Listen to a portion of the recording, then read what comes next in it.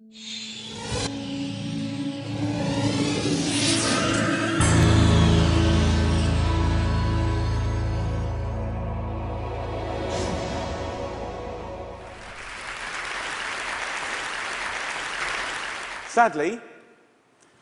in the next 18 minutes when I do our chat, 4 Americans that are alive will be dead through the food that they eat. My name's Jamie Oliver. I'm 34 years old. I'm from Essex in England. And for the last 7 years, I've worked fairly tirelessly to save lives in my own way. I'm not a doctor. I'm a chef. I don't have expensive equipment or medicine. I use information, education. I profoundly believe that the power of food has a primal place in our homes that binds us to the best bits of life. We have an awful, awful reality right now. America, you're at the top of your game. This is one of the most unhealthy countries in the world. Can I please just see a raise of hands for how many of you have children in this room today? Please put your hands up. Aunties, uncles, you can continue to put your hands up. Aunties and uncles as well? Most of you. Okay. We, the adults of the last 4 generations, have blessed our children with the destiny of a shorter lifespan than their own parents. Your child will live a life 10 years younger than you because of the landscape of food that we've built around them. 2/3 of this room today in America are statistically overweight or obese. You lot, you're all right, but we'll get you eventually, don't worry. Right? The statistics of bad health are clear, very clear. We spend our lives being paranoid about death, murder, homicide, you name it. It's on the front page of every paper, CNN. Look at homicide at the bottom, for God's sake. Right?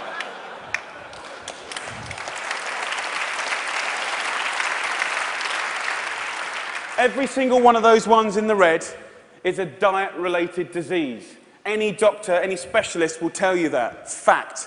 Diet-related disease is the biggest killer in the United States right now, here today. This is a global problem. It's a catastrophe. It's sweeping the world. England is right behind you, as usual.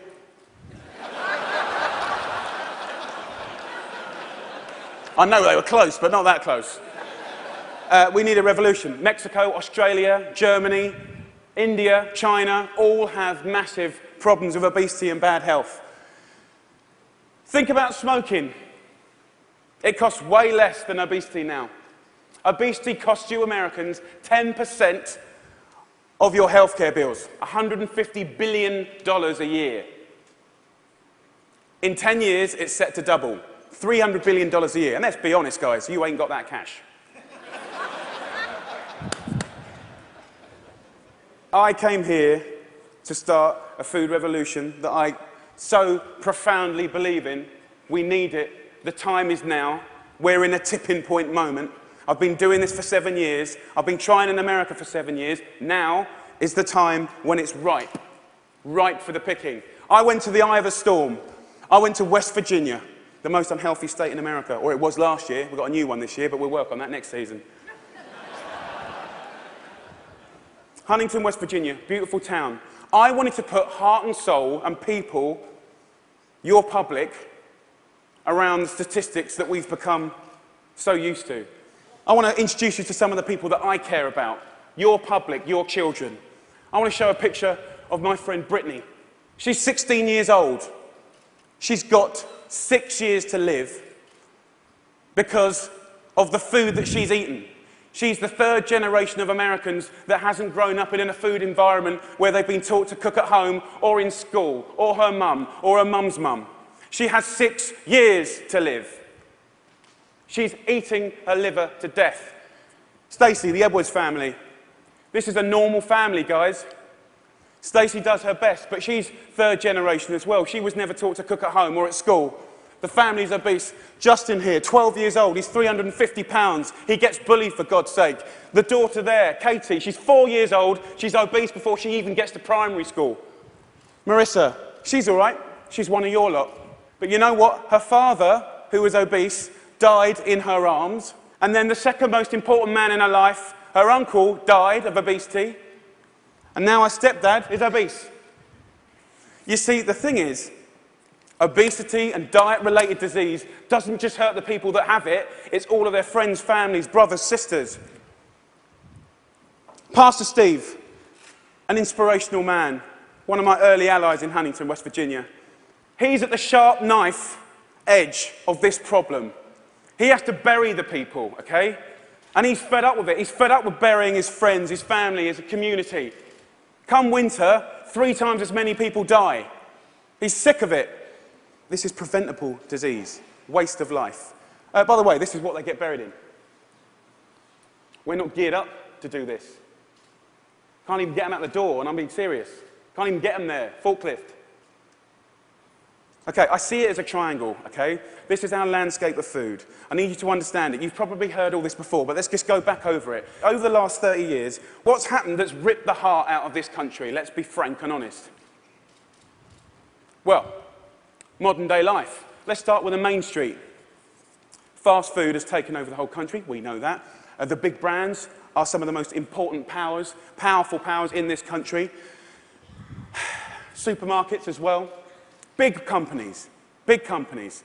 30 years ago, most of the food was largely local and largely fresh. Now, it's largely processed and full of all sorts of additives, extra ingredients, and you know the rest of the story. Portion size is obviously a massive, massive problem. Labelling is a massive problem. The labelling in this country is a disgrace. They want to self-police themselves. The industry want to self-police themselves. What, in this current climate? They don't deserve it. How can you say something is low fat when it's full of so much sugar?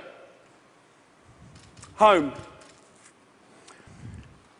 The biggest problem with the home is that used to be the heart of passing on food culture, what made our society. That ain't happening anymore. And you know what, as we go to work and as life changes and as life always evolves, we kind of have to look at it holistically, step back for a moment and readdress the balance. It ain't happening, hasn't happened for 30 years, okay? I want to show you a situation that is very normal right now, the Edwards family. Let's have a talk. This stuff goes through you and your family's body every week. And I need you to know that this is going to kill your children early. How are you feeling? I'm just feeling really sad and depressed right now. That, I want my kids to succeed in life, and this isn't gonna get them there. But I'm killing them.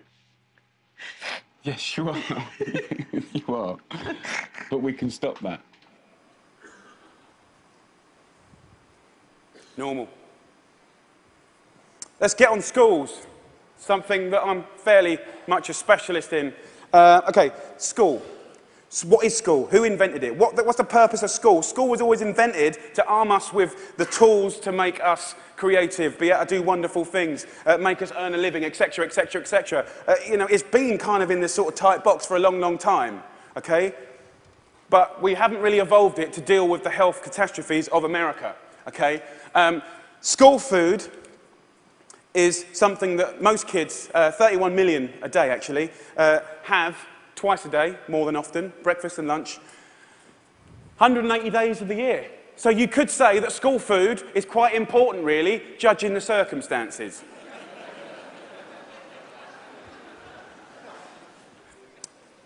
Before I crack into my rant, which I'm sure you're waiting for,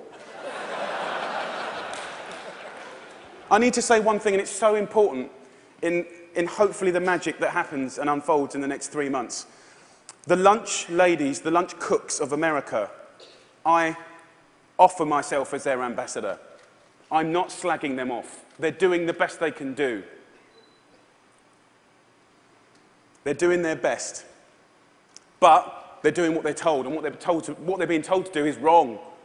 The system is highly run by accountants. There's not enough or any food knowledgeable people in the business. There's a problem. If you're not a food expert and you've got tight budgets and it's getting tighter, then you can't be creative. You can't duck and dive and write different things around things. If you're an accountant and a box ticker, the only thing you can do in these circumstances is buy cheaper shit. Now, the reality is the food that your kids get every day is fast food. It's highly processed. There's not enough fresh food in there at all. You know, the amount of additives, E-numbers, ingredients you wouldn't believe. There's not enough veggies at all. French fries are considered a vegetable. Pizza for breakfast. They don't even get given crockery. Knives and forks, no, they're too dangerous. There's scissors in the classroom, but knives and forks, no. And the way I look at it is if you don't have knives and forks in your school, you're purely endorsing, from a state level, fast food, because it's handheld. And yes, by the way, it is fast food. It's sloppy joes, it's burgers, it's wieners, it's pizzas, it's all of that stuff. 10% of what we spend on healthcare, as I said earlier, is on obesity, and it's going to double. We're not teaching our kids. There's no statutory right to teach kids about food, elementary or secondary school, okay? We don't teach kids about food, right? And this is a little clip from an elementary school, which is very common in England. Who knows what this is? Potatoes. Potato? So you think these are potatoes? Do you know what that is? Do you know what that is? Broccoli. What about this? Our good old friend. Do you know what this is, honey? Celery. No. What do you think it is, darling? Onion. Onion, no. Immediately you get a really clear sense of, do the kids know anything about where food comes from? Who knows what that is? Pear. What do you think this is?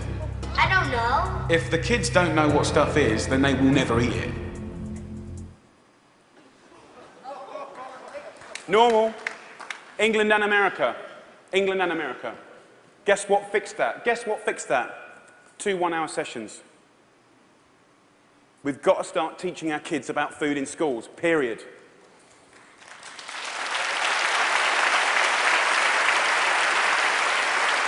I want to tell you about something. I want to tell you about something that kind of epitomizes the trouble that we're in, guys. Okay? I want to talk about something so basic as milk. Every kid has the right to milk at school. Your kids will be having milk at school, breakfast and lunch. Right? They'll be having 2 bottles. Okay? And most kids do. But milk ain't good enough anymore because someone at the milk board, right? And don't get me wrong, I support milk. But someone at the milk board probably paid a lot of money for some geezer to work out that if you put loads of flavourings and colourings and sugar in milk, right, more kids will drink it. Yeah. And obviously, you know, now that's going to catch on. The Apple board is going to work out that if they make toffee apples, they'll eat more apples as well. Do you know what I mean? For me, there ain't no need to flavour the milk, okay? There's sugar in everything. I know the ins and outs of those ingredients. It's in everything. Even the milk hasn't escaped the kind of modern day problems. There's our milk, there's our carton. In that is nearly as much sugar as one of your favourite cans of fizzy pop, and they're having 2 a day. So, let me just show you. We've got one kid here having, you know, 8 tablespoons of sugar a day, you know. There's your week, there's your month, and I've took the liberty of putting in just the 5 years of elementary school sugar,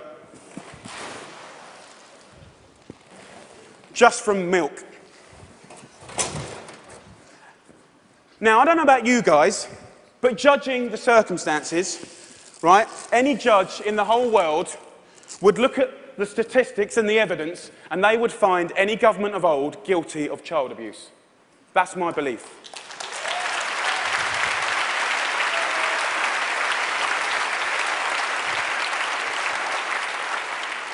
Now, if I came up here, and I wish I could come up here today, and hang a cure for AIDS or cancer, you'd be fighting and scrambling to get to me.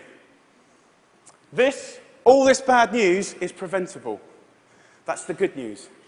It's very, very preventable. So let's just think about, we've got a problem here, we need to reboot. Okay, so in my world, what do we need to do? Here's the thing, right? It cannot just come from one source. To reboot and make real, tangible change, so that I can look you in the white of the eyes and say, in 10 years' time, the history of your children's lives, happiness, And let's not forget, you're clever if you eat well, you know, you're going to live longer. All of that stuff, it will look different, okay?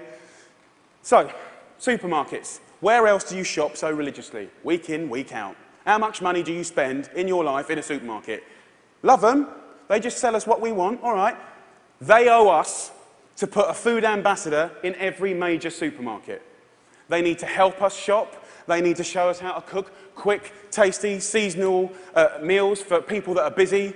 This is not expensive. It is done in some, and it needs to be done across the board in America soon and quick.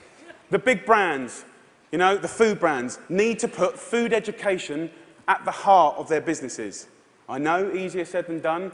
It's the future. It's the only way. Fast food.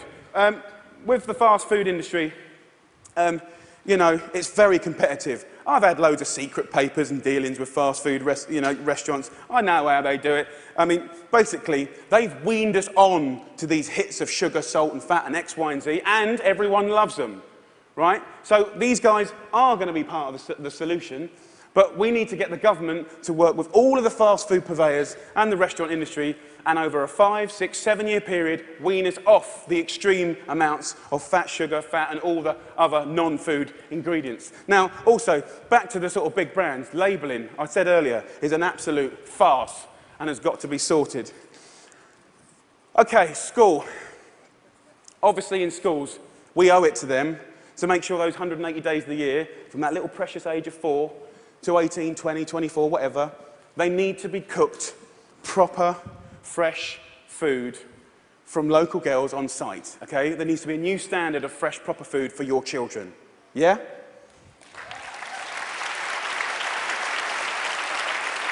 Under the circumstances, it's profoundly important that every single American child leaves school knowing how to cook 10 recipes that will save their life. Life skills. That means that they can be students, young parents, and be able to sort of duck and dive around the basics of cooking no matter what recession hits them next time. If you can cook, recession money doesn't matter. If you can cook, time doesn't matter. The workplace, we haven't really talked about it. You know, it's now time for corporate responsibility to really look at what they feed or make available to their staff. The staff are the mums and dads of America's children. Marissa, her father died in her hand. I think she'd be quite happy if corporate America could start feeding their staff properly. Definitely, they shouldn't be left out. Let's go back to the home. Now, look, if we do all this stuff, and we can, it's so achievable. You can care and be commercial, absolutely. But the home needs to start passing on cooking again, for sure, for sure. Pass it on is a philosophy. And for me, it's quite romantic, but it's about if one person teaches 3 people how to cook something, you know, and they teach 3 of their mates, that only has to repeat itself 25 times, and that's the whole population of America. Romantic, yes, but most importantly, it's about trying to get people to realise that every one of your individual efforts makes a difference. We've got to put back what's been lost. Huntington Kitchen.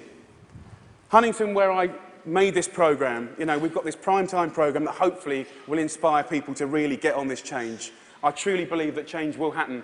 Huntington Kitchen, I work with a community. I worked in the schools. I found local sustainable funding to get every single school in the area from the junk onto the fresh food. $6.5 grand per school. That's all it takes, $6.5 grand per school. The kitchen is 25 grand a month, okay? This can do 5,000 people a year, which is 10% of their population, and it's people on people. You know, it's local cooks teaching local people. It's free cooking lessons, guys. Free cooking lessons in the main street. This is real tangible change. Real tangible change. Around America, if we just look back now, there's plenty of wonderful things going on. There's plenty of beautiful things going on. There are angels around America doing great things in schools, farm-to-school setups, garden setups, education. There are amazing people doing this already. The problem is they all want to roll out what they're doing to the next school and the next, but there's no cash. We need to recognise the experts and the angels quickly, identify them, and allow them to easily find the resource to keep rolling out what they're already doing and doing well. businesses of America need to support Mrs. Obama to do the things that she wants to do.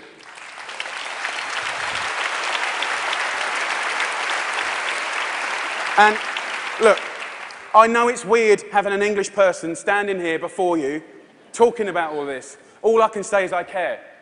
I'm a father, and I love this country. And I believe truly, actually, that if change can be made in this country, beautiful things will happen around the world. If America does it, I believe other people will follow. It's incredibly important.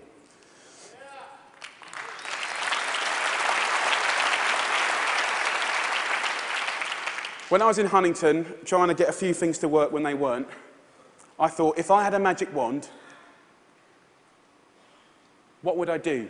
And I thought, you know what, I'd just love to be put in front of some of the most amazing movers and shakers in America. And a month later, TED phoned me up and gave me this award. I'm here. So my wish.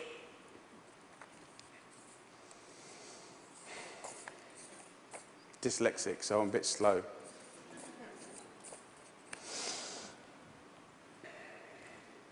My wish is for you to help a strong, sustainable movement to educate every child about food, to inspire families to cook again, and to empower people everywhere to fight obesity.